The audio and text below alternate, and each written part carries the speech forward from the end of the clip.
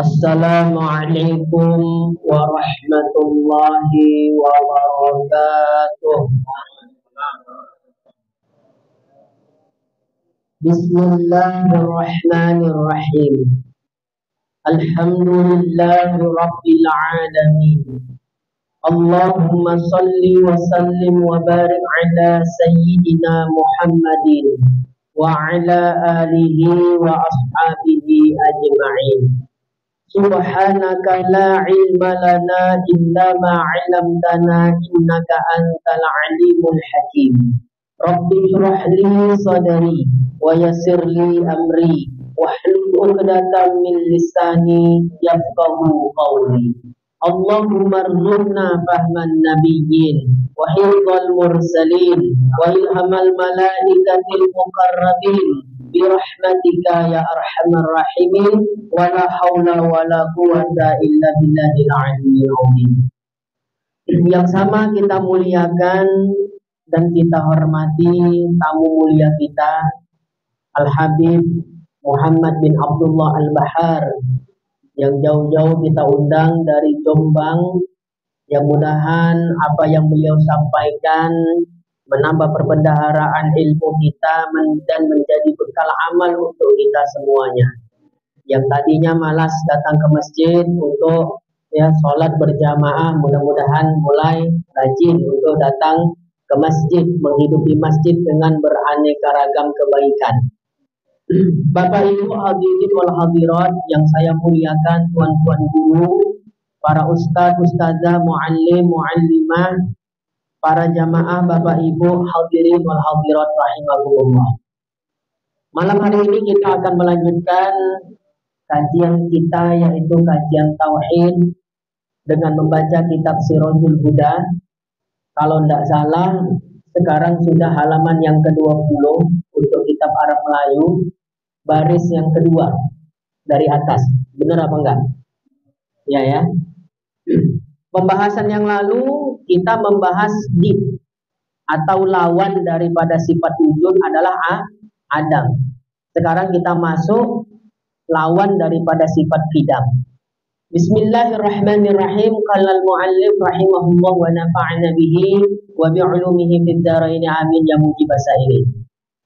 Wal hadisu, dan baharu, lawan bagi qidam, dan berbetulan antara qidam dan hudus itu daripada berbetulan antara sesuatu. Hadis hudus, ya, artinya baharu. Dan hadis atau hudus itu adalah lawan bagi sifat qidam, dan berbetulan antara qidam dan hudus itu daripada berbetulan antara sesuatu. Maksudnya bagaimana? Maksudnya berbetulan di situ maksudnya memang udah pasangannya itu umumnya. Sifat qidam lawannya adalah hadis atau hudus. Ya, sifat qidam lawannya adalah baharu. Itu memang sudah pasangannya seperti itu. Dan yang bersamaan dengan nakidnya, ya, dengan nakidnya, karena bahwasanya nakid qidam itu la qidamun, yakni tiada qidam, dan yaitu pada maknanya ain hudus, yakni baharu, karena tiada perantaraan keduanya. Ingat pembahasan lalu, ya, setelah sifat wajib telah selesai kita bahas, maka kita bahas ini sifat-sifat mustahil, yang mana sifat mustahil itu lawan bagi sifat wajib. Nah, dalam istilah kemarin sudah kita jelaskan, lawan bagi sifat wajib ada istilahnya did, ada istilahnya nakid. Ya kan? Ingat? Ya. Ada did, ada nakid. Contoh misalnya, hitam, lawannya apa? Putih. Itu namanya did. Ya, diddu. Ya. Tapi ketika dikatakan hitam, apa lawannya? Selain warna hitam, itu namanya nakid. Jadi ada did, ada nakid. Yang lebih bagus adalah nakid daripada did. Kenapa demikian? Kalau did khusus, kalau nakid umum. Ya, hitam lawannya putih. Itu adalah did. Hitam lawannya selain warna hitam, semuanya ternafi selain daripada warna hitam. Itu nakid. Tapi kalau did hitam lawannya putih, yang ternafi hanya putih. Warna lain tak ternafi dia. Makanya did ya ada nakid. Makanya nakid lebih baik daripada did, lebih bagus. Nah, ya nanti kita kan di sini ada pembahasannya ketemu kenapa ya ulama lebih sering menyebutkan did daripada nakid dalam kitab-kitab tauhid. Ya, padahal kita sama-sama ketahui bahwasanya nakid itu lebih dalam maknanya daripada did. Nah, dan yang bersamaan dengan nakidnya, karena bahwasanya nakid kidam itu la kidamun, yakni tiada kidam, dan yaitu ia pada maknanya ain hudus. Ya, ain hudus itu maksudnya perkara yang baharu itulah, perkara baharu itu sendirilah yang nakid itu. Ya, yakni baharu karena tiada perantaraan ya keduanya. Nah, jadi lawan bagi sifat kidam ada did, ada nakid. Nah, lawan bagi sifat kidam kalau yang did al-hudus atau al-hadis, baharu. Tapi lawan bagi sifat kidam kalau nakid la kidamun. Jadi bisa dua tuh. Lawan bagi sifat kidam kalau yang did adalah baharu. Ya, hadis, habis. Tapi kalau yang nakid, lawan bagi sifat kidam dengan model nakid, la kidamun, tidak kidam. Nah, antara ya tidak ada perantara antara kidam dengan baharu. Ya, itu perbedaan yang jelas itu. Ya, tidak ada perantara antara kidam dengan baharu. Kidam, baharu. Ya, itu jelas sudah perbedaannya. Ya. Ya, kalau tidak kidam pasti baharu, kalau baharu pasti tidak kidam, kan udah jelas itu perbedaannya. Ya, tidak ada perantaraan di antara keduanya. Inilah hal. Jadi, ya, jika ditafsirkan hudus itu dengan maknanya yang majazi, yakni pinjaman, yaitu mendatang sesuatu kemudian daripada tiada. Itu adalah makna hudus, makna baharu secara majazi. Maka dia hal. Ingat al-asya' kemarin ada maujud, ada ma'dum, ada hal, ada amrun i'tibari, umurun i'tibari. Ini menurut pendapat selain pendapat Imam Asy'ari, seperti pendapat Imam Fakhruddin Ar-Razi. Al-asya' itu 4, maujud, ma'dum, hal, amrun i'tibari. Masih ingat ya? Tapi kalau versinya Imam Asy'ari hanya 3 saja al-asya', maujud, ma'dum, dan amrun i'tibari. Nah, jadi kalau berdasarkan pendapat Imam Fakhruddin Ar-Razi, maka sifat wajib bagi Allah ada 20 sifat. Ya, adapun kalau ikut pendapat Imam Asy'ari, maka sifat wajib hanya 13, tidak sampai 20 karena tidak ada hal. Yang mu'tamad adalah yang 13. Jadi yang menghitung sifat wajib bagi Allah itu 20, sejatinya itu adalah qaul dhaif, pendapat yang lemah. Nah, berarti Ustaz bisa nggak diringkas lagi 13 itu diringkas lagi? Kalau dikatakan pun diringkas jadi satu sifat wujud, ya, diringkas 20 sifat itu jadi satu wujud. Maka sifat apa yang cocok kalau satu dia? Wujud. Kenapa? Dalil akli udah jelas. Kalau tak ada apa nak dicakapkan? Ada dulu baru bisa dicakapkan. Bahkan pun tak misalnya seperti itu, habislah 20 sifat itu, masih bisa diterima enggak? Itulah yang kita sebut dengan iman mujmal dengan iman mufassal. Selagi orang itu mengiktikadkan, meyakini, mengimani bahwasanya Allah Subhanahu wa taala wajib bersifat dengan segala sifat kesempurnaan dan mustahil bagi Allah Subhanahu wa taala bersifat dengan sifat kekurangan, sudah cukup, selamat. Cuma hati-hati, iman mujmal ini rentan jatuh kepada kesyirikan. Karena tak kenal Tuhan dia. Ya, tidak ma'rifatullah dia. Nah, ma'rifatullah itu dua. Ya, ma'rifatullah, mengenal Allah. Maka mengenal Allah itu dua caranya. Mengenal Allah dengan ilmu dan mengenal Allah dengan qalbun, dengan hati. Nah, mengenal Allah dengan ilmu itu macam mana? Itulah ini yang kita kaji sifat 20 nih. Ya, aqaidul iman 50. Berarti ma'rifatullahnya, mengenal Allahnya melalui ilmu. Nah, ada juga ma'rifatullah mengenal Allah dengan hati, dengan qalbun. Seperti apa contohnya? Yakin. Ya, barang siapa yang meyakini dengan sebenar-benar yakin rezeki sudah diatur Allah, hatinya nggak gelisah. Ya. Nah, kalau sudah betul-betul yakin. Nah, kenapa yang buat kita gelisah urusan harta, duit? Karena kita belum yakin. Berarti ma'rifah kita masih sebatas ma'rifah ilmu. Belum lagi ma'rifah hati. Mana yang lebih tinggi? Ma'rifah hati adalah buah dari ma'rifah ilmu. Yang mengenal Allah dengan hati itu buahnya hasil daripada mengenal Allah dengan ilmu.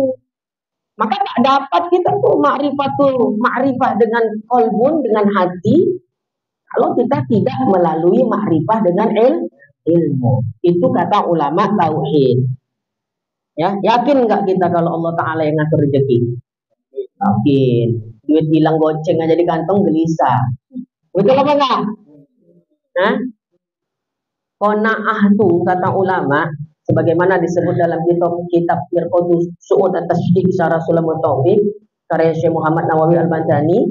Apa kata beliau? Qanaah itu ya terbiasa dia terhadap sesuatu yang biasa ada menjadi enggak ada. Jadi kalau sesuatu yang biasa ada, suatu waktu nggak ada, biasa aja ya. Biasa kita ada duit, biasa. Suatu-waktu tak ada duit, biasa juga. Nah, itu karena Allah berarti. Ada duit biasa, tak ada duit biasa. Nah, berarti masih cinta dunia. Nah, itulah perumpamaan yang seperti itu ya. Yakin kita memang Allah Ta'ala yang ngatur rezeki, tapi yakin kita masih bisa. Ya, belum dengan hati. Itulah dia. Jadi ma'rifah itu dua, ma'rifah dengan hati, dengan ma'rifah dengan ilmu. Apa pula cerita kita ke situ tadi? Ya. Nah, baik. Jadi kalau diartikan kudus itu dengan makna majazi, apa makna majazi itu? Pinjaman, yaitu mendatangkan sesuatu kemudian daripada tiada. Ya, mendatangkan sesuatu kemudian dari dia tak ada dulu, kemudian diadakan dia. Nah, itu makna secara majazi. Maka baharu dalam makna majazi itu sebagai hal. Ya. Nah, adapun jika kita tafsirkan dia, ya, baharu hudus itu dengan maknanya yang hakiki, ada makna majazi, ada makna hakiki. Yakni yang sebenar-benarnya itulah makna hakikat pula yang sebenar-benarnya. Apa tuh baharu makna dengan makna hakikat? Yang makna sebenar-benarnya, yaitu ada kemudian daripada tiada. Itu adalah makna baharu dengan makna hakikat. Allah ada. Kita juga ada. Allah ada, kita ada, sama-sama ada. Apa bedanya adanya Allah dengan adanya kita? Kalau adanya kita didahului oleh tiada. Dulu kita tak ada, kemudian Allah menciptakan kita sehingga kita sekarang menjadi ada. Berarti adanya kita didahului tiada. Nah, sesuatu yang adanya didahului oleh tiada, baharulah namanya. Nah, inilah makna hakikat tadi. Ya. Nah, kalau baharu hudus dengan makna hakikat itu amrun itibari. Tapi kalau baharu dengan makna majazi itu hal. Kalau dia dengan makna hakikat adalah amrun itibari. Nah, sesuatu yang hanya bisa kita bicarakan, tidak dapat diwujudkan pada alam khori, ya, tidak dapat diwujudkan pada alam luar, ya. Nah, itu amrul i'tibari.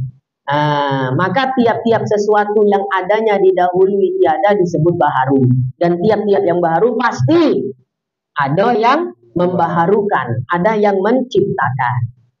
Nah, ini mengulang-ulang aja ya nih, ya kan? Nah, bisa banyak lah malam nih, walaupun bentar kita ngaji, bisa banyak kita baca. Nah, itu kan udah saya bilang, kalau udah lepaslah sifat ma'ani, lepaslah udah belajar tauhid itu, ya, tak perlu lagi minum-minum bodrek, ya. Nah, kalau dulu paramek satu papan pun tak hilang poning palawa, ya, ta'aluk ini, ta'aluk itu. Nah, sekarang udah lalu pula, ya, daripada sifat-sifat ma'ani, udah agak lepas dan bisa bernapas awak dikit.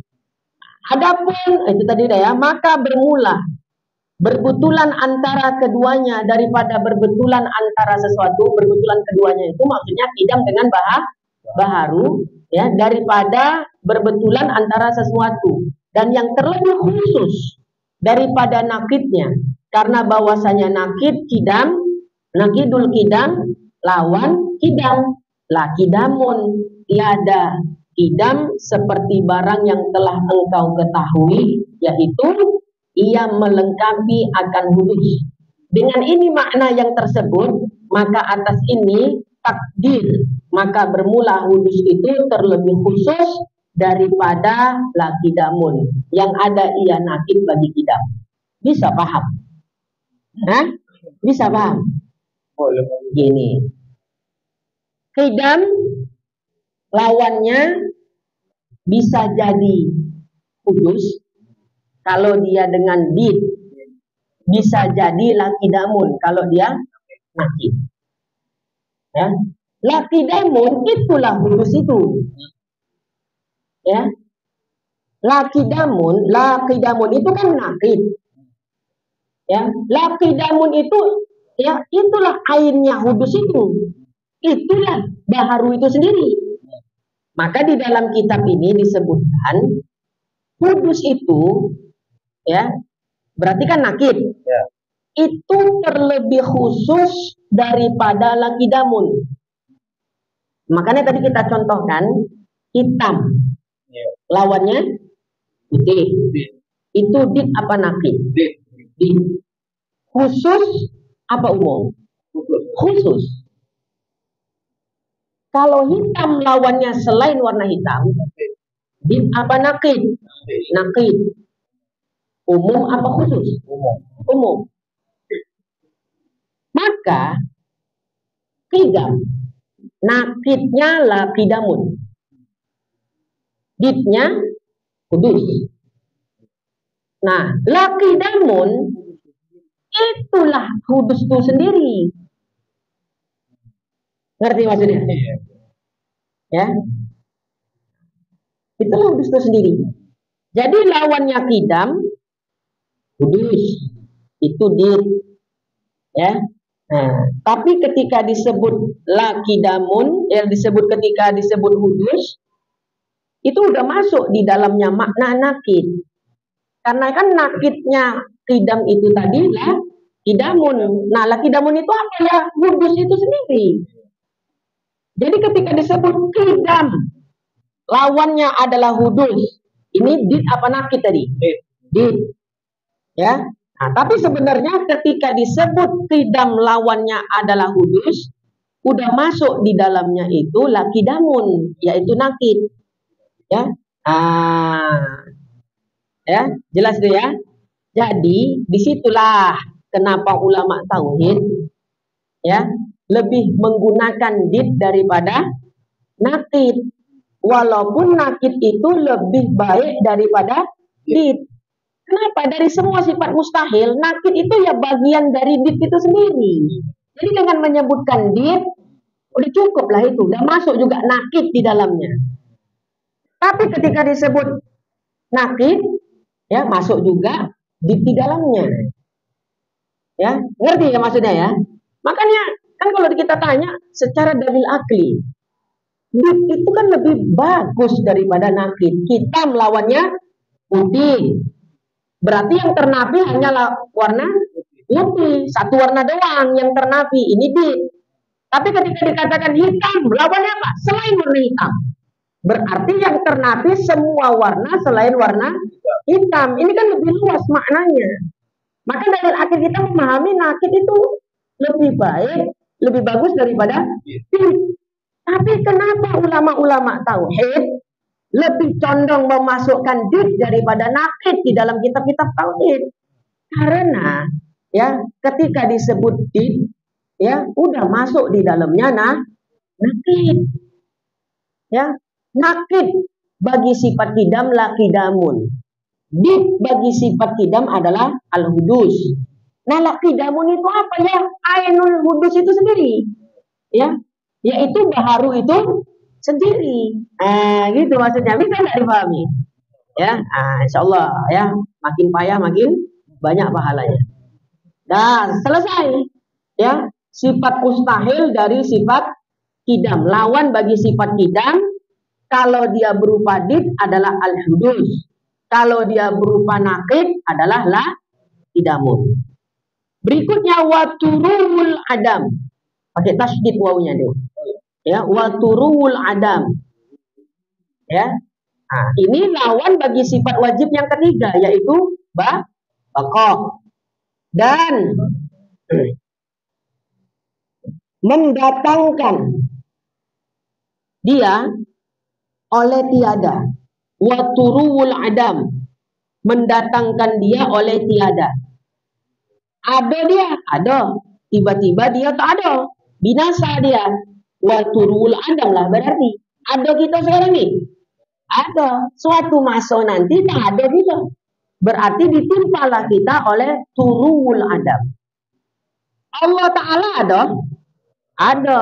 Tapi adanya Allah tak akan pernah ditimpa dari turul adam. Karena wajib Allah bersifat baqa. Sementara turul adam ini, ya, wa turul adam ini adalah lawan daripada sifat baqa. Bisa dipahami?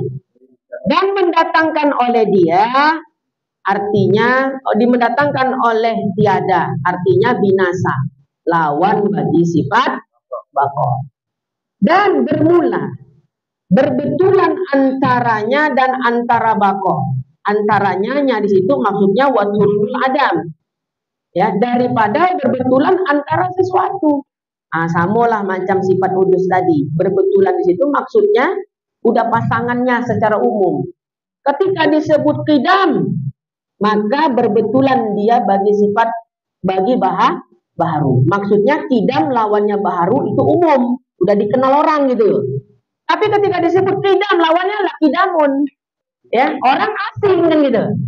Ya, kecuali memang betul-betul belajar kan. Oh, kalau disebut qidam, sifat mustahilnya la qidamun. Oh, itu nakid. Tapi kalau orang-orang baru belajar tauhid, qidam lawannya la qidamun.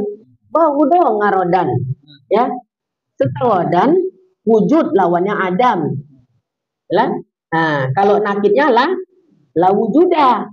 Ya kan? Nah, kalau dit wujud lawannya adam. Itu dit. Lumrah itu kan di kitab-kitab tauhid kan? Tapi ketika disebut wujud, lawannya la wujuda. Orang yang baru belajar tauhid loh kok gitu? Ya, setahu saya wujud lawannya adam. Ini kok wujud lawannya la wujuda. Di situ tadi dia. Ya, belum bisa membedakan hakikat dit dengan nakid. Beruntung kita ngaji kitab Sirajul Huda ini lengkap dia. Mau yang mana Pak Isa? Mau yang model dit ada. Mau yang model nakid juga ada. Mana enggak Pak Isa? Yang penting paham. Kan gitu. Muncullah pertanyaan di benak kita. Mengapa nih kitab tauhid itu tadi lebih menggunakan dit dari nakid? Ya. Karena umum-umumnya orang awam itu lebih mengenal dit daripada nakid. Dan dit itu khusus, jadi lebih mudah dipahami. Nakid itu sifatnya umum, dan nakid itu pun masuk dia sebetulnya daripada hakikat dit itu sendiri.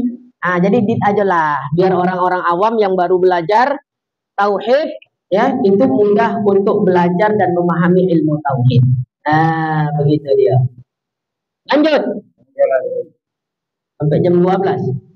Kami pulang duluan lah. Eh? Dah, mana tadi? Ah. Jadi berbetulan itu di situ maksudnya bako lawannya adalah waturul adam. Itu sudah masyhur, udah populer. Ya. Qidam lawannya udus. Populer enggak tuh? Populer. Tapi ketika qidam lawannya laqidamun agak rancu bagi orang yang baru belajar ilmu tauhid, ya. Seperti itu dia. Dan yang bersamaan dengan nakidnya, karena bahwasanya nakid bako itulah bakoun, tiada bako, yaitu ain mendatangi oleh Adam, yakni fana dan binasa. Jadi sifat bako adalah sifat wajibnya. Sifat wajib bako punya lawan, yaitu sifat mustahil. Apa lawan bagi sifat bako? Ya, engkau nak yang mana? Nak model did? Ada. Nak model nakid? Ada. Mana ndak kau? Kalau anda mau nak yang model did, waturul adam. Ya, lawan bagi sifat bako. Nah, kalau engkau nak yang ya model nakid, ada juga. Ya, labakun sudah kan? Kan gampang kan memahaminya kan? Mana naknya? Ya, nak yang mana? Nak yang nakid ada, nak yang did juga ada. Tinggal kita pilih. Tapi yang penting kita tahu bako itu lawannya secara umum yang populer adalah waturul adam. Jadi maksudnya ini rinci betul kitab Sirajul Huda nih. Mana tahu nanti baca kitab yang lain, ya disebutkan di dalam kitab yang lain itu sifat bako, ya lawannya adalah labakoun. Jangan dibilang salah kitab nih.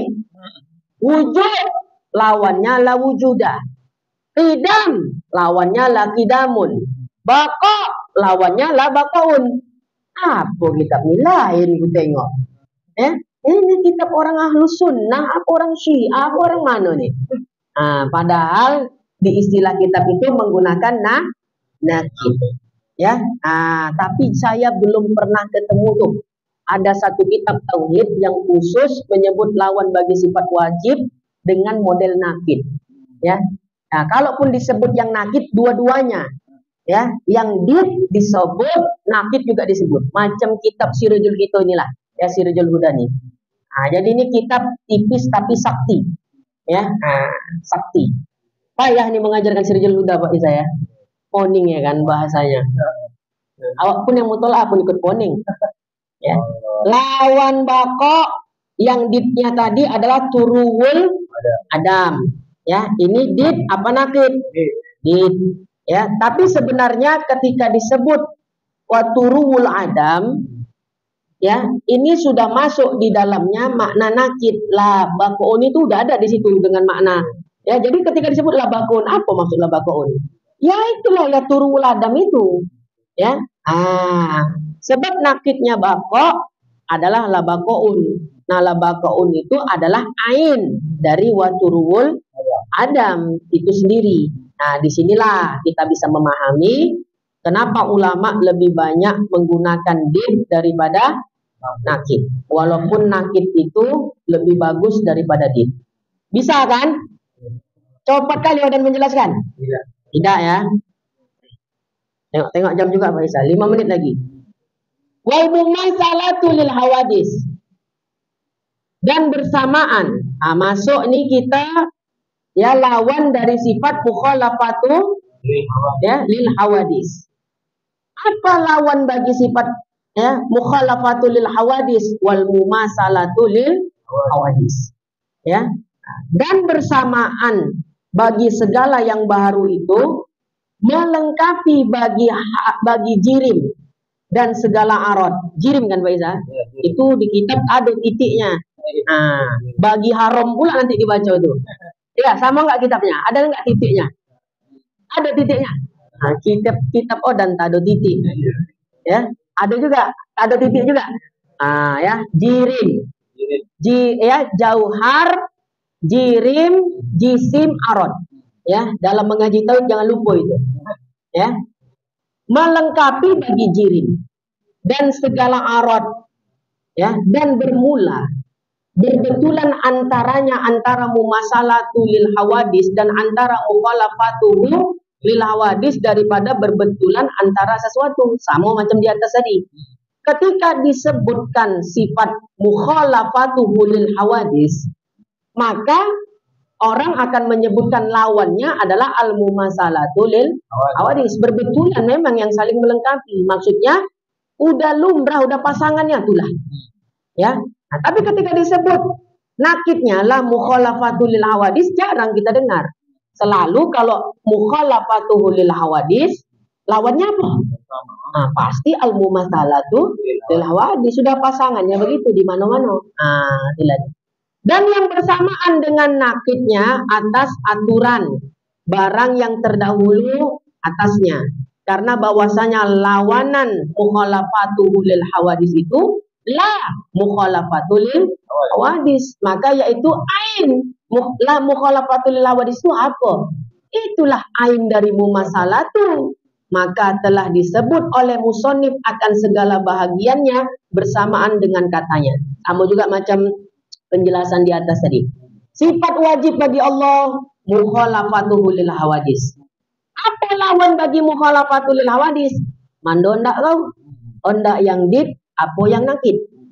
Yang dit apa? Ah, yang dit al mumasalatu lil hawadis. Kalau nakid apa? La mukhalafatuhu lil hawadis, tinggal nambahkan la-nya aja. Apalah bedanya?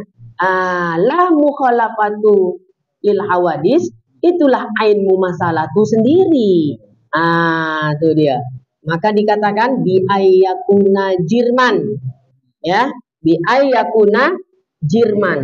Ay takhuzu jatuhul aliyatu qadran minal faraghi.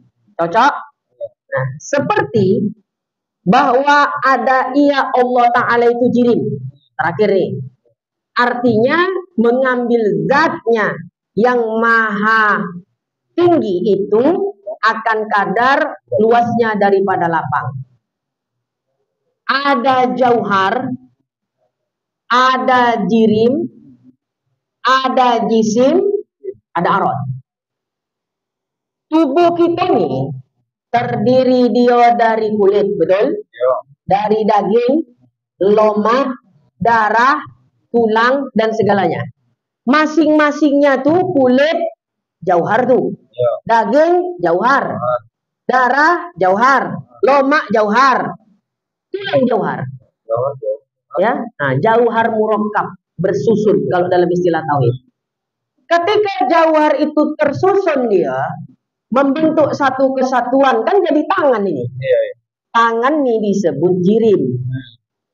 Nah, jirim-jirim bergabung, kepala jirim, tangan jirim, perut, dada jirim, kaki, paha jirim, bergabung semua dia jadi jisim. Pemahaman mudahnya seperti itu. Nah, setiap jirim dan jisim tak mungkin kosong dari arad.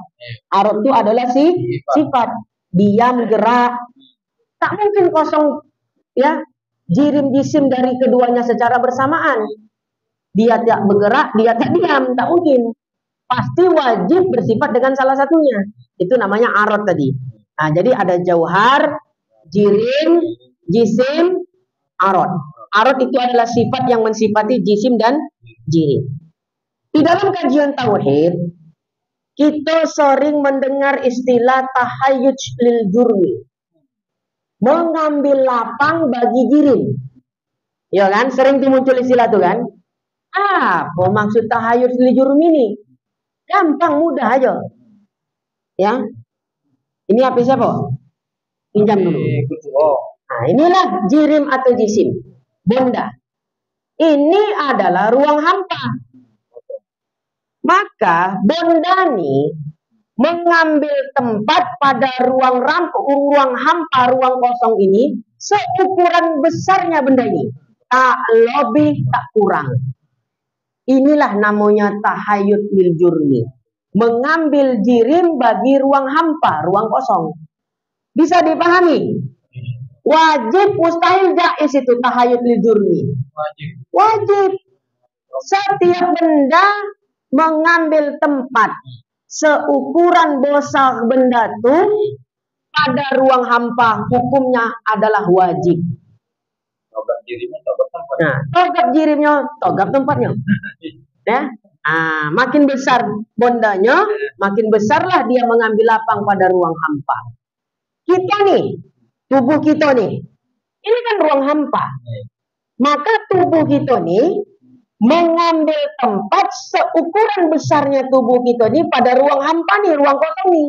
Nah, itu juga namanya tahayud lil jurmi, tak lebih tak kurang. Itu hukumnya wajib. Ya, bisa ya? Ya, wajib dan muqayyad. Nah, kalau dirincikan lagi dia. Nah, lihat lagi kitab tuh. Itu namanya tahayul jurmi. Jadi bi ayakuna jirman ay ta'khudhu dzatuhul aliyatu qadron minal farad. Itulah maksudnya tahayul lil jurmi tadi.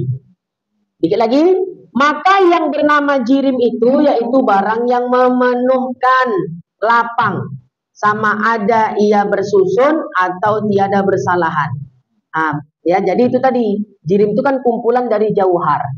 Jauhar itu bisa jadi jauhar fardi, tunggal, bisa jadi jauhar ya murakkab yang dia tersusun dia. Jauhar fardi, jauhar sendiri tadi, tunggal, itulah kulit tunggal ya. Ketika bersusun semua kulit, daging, tulang jadi kesatuan, berarti namanya jauhar murakkab. Ya, ketika jauhar murakkab jadi jirim. Jauhar pirit. Jangan baca jauhar pirit lagi ya. Jauhar fardi. Mungkin dulu orang yang membaca itu tak pandai bahasa Arab. Ya, namanya jauhar pirit ya. Jauhar fardi ya. Jauhar tunggal. Iya pula ya. Jangan pakai lagi tuh Pak Isa ya. Pak Isa kan ngajar tauhid kan. Ganti jauhar fardi. Bilang sama jamaah-jamaah orang di kampung nih. Dulu kita membaca jauhar pirit. Oh, rupanya bukan jauhar pirit, tapi jauhar fardi. Jauhar fardi, jauhar murakkab. Bersalahan bagi jisim, maka ia terlebih khusus daripada jirim. Karena ia tertentu dengan barang yang bersusun jua. Dan kaul sahih, bahwasanya seorang mengiktikadkan bahwasanya Allah Ta'ala itu berjisim. Ini penting kan? Tiada kafir. Ya, melainkan jika mengiktikadkan dia bahwasanya Allah Ta'ala itu jisim seperti segala jisim, tatkala itu ia kafir karena diserupakan Allah Ta'ala dengan sesuatu. Wahabi, ya, kalau kata Habib, Wahabi wakil Habib. Ya, saya ini Wahabi, Wahabi ya, wakil Habib ya, gitu tadi Bib ya. Apa i'tikad mereka? Mereka meyakini Allah punya jisim, Allah punya tangan, Allah punya wajah, Allah punya kaki. Yadullaha fawqa aydihim. Ayat Quran. Apa kata mereka? Ya, ayat yadullah itu kan tangan. Ya udah, Allah punya tangan. Punya. Gimana tangan Allah Ta'ala tuh? Tangan yang layak bagi zatnya. Ya, ini jelas kitabnya. Makanya saya agak kurang seneng kalau ada orang mengkafirkan Wahabi. Walaupun gitu-gitu ya. Kenapa? Mereka selalu di kitab-kitab mereka baca. Ya, Allah punya tangan. Tangannya bagaimana? Tangan yang layak bagi zatnya. Dia meyakini Allah punya jisim, tapi jisim yang layak bagi zatnya. Ini nggak sampai kafir, kan jelas itu. Tiada kafir. Melainkan jika dia mengiktikadkan jisimnya Allah punya tangan, punya. Cemana tangan Allah? Ya cemana tangan kita ya kayak gitu. Itu kafir. Ya, saya bukan bela Wahabi. Kitab-kitab Wahabi kan sudah saya baca. Mereka tidak mengatakan demikian. Mereka mengatakan Allah punya tangan yang layak bagi zatnya. Allah bersemayam di atas aras dengan semayam yang layak bagi zatnya. Kan gitu. Ya, ingat ya kata Imam Ghazali, apa kata beliau? Orang yang mencari jalan kebenaran tidak mudah mengkafirkan ahlul kiblat. Ya. Ada kitab bagus saya baca. Bagus tapi kontroversi. Nantilah saya ceritakan kapan-kapan. Di dalam kitab tuh dikatakan Nabi Muhammad berdosa secara hakikat. Ya. Walau dalam tauhid jaiz Nabi melakukan dosa. Tapi jaiz yang nggak mungkin terjadi gitu. Tapi di dalam kitab itu dikatakan Nabi Muhammad ya berdosa secara hakikat, bukan secara majazi. Jadi kalau ingat almarhum tuan guru kita, siapa yang mengatakan Nabi berdosa secara hakikat, apa hukumnya? Kafir, kufur. Ini di dalam kitab itu. Tapi Ahlus Sunnah itu loh. Itulah jauh-jauh hari saya katakan, ya hati-hati dengan ahbash. Ahbash itu, ya pengikut kelompok daripada Syekh Abdullah Al-Haruri. Ya, siapa Syekh Abdullah Al-Haruri? Kalau di Medan Syahama gitu namanya. Ya itu penyusunnya, pendirinya Syahama itu Syekh Abdullah Al-Haruri. Ini momen Maulid, ya harus kita siarkan itu. Di Medan kan ketua MUI ya, ketua MUI Medan. Ya di Medan ada aliran baru mengatakan Muhammad itu Allah. Dikumpas oleh MUI Medan dilaporkan. Ini masih sidang ini. Dituntut 2 miliar. Kan berarti keras backingnya ini. Ya. Jadi kalau mereka mendakwakan apa? Muhammad itu Allah. Paling kita ngaji Aqidatul Najil itu hidatul wujud. Nggak boleh kita beriktikad seperti itu. Kalaupun ada wali yang karena fananya, ya nggak bisa juga mengatakan demikian. Karena orang itu menghukumi dengan yang di lisan, bukan dengan yang di hati. Di hati kan nggak bisa kita hukumi. Kan secara akidah seperti itu, kata Imam Junaid Al-Baghdadi. Jadi dibahaslah masalah kelompok thariqat yang mengatakan Muhammad itu Allah, dibahas oleh MUI Sumatera Utara atau Medan, ya. Pokoknya MUI-nya malah dilaporkan, dituntut 2 miliar. Makin ini aliran sesat. Ya. Ini aliran ini sesat. Melaporkan Ustaz Sumitra karena bilang kita sesat. Akhirnya ulama bungkam, nggak berani. Oh, nggak ada cerita. Siapa yang mengatakan Muhammad Allah, ya Muhammad itu Allah, maka dia rusak akidahnya. Ya, itu bukan akidah kita. Sama kan seperti ya Nabi Muhammad ya melakukan dosa secara hakikat. Dosa hakiki, bukan majazi. Ya, itu saya baru beli kitab ya. Kitabnya itulah Al-Ahbash. Kalau di Timur Tengah namanya Ahbash. Ya, nah, hati-hati. Ini memang Ahlussunnah wal Jamaah. Ya, tapi mirip Wahabi. Kenapa? Ya, mereka mengatakan gini, mereka termasuklah kelompok yang mengkafirkan Wahabi. Ya, menurut mereka Wahabi itu kafir. Dan ketika saya mengatakan saya Wahabi nggak kafir, nggak kufur, apa kata mereka?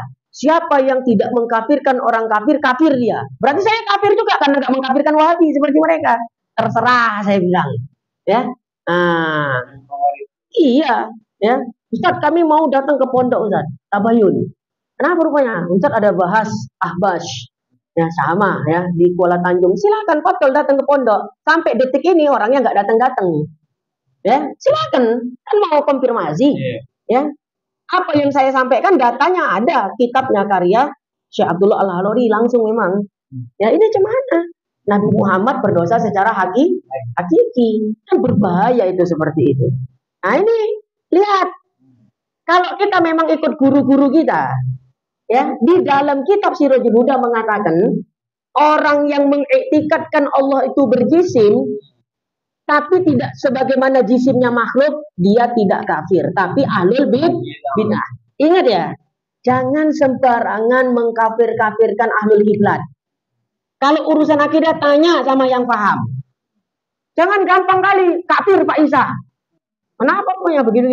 Kafir, enggak boleh. Ahlul kiblat. Ya, jangan sembarang-sembarangan di kafir-kafirkan. Ya, ini pedoman kita ya.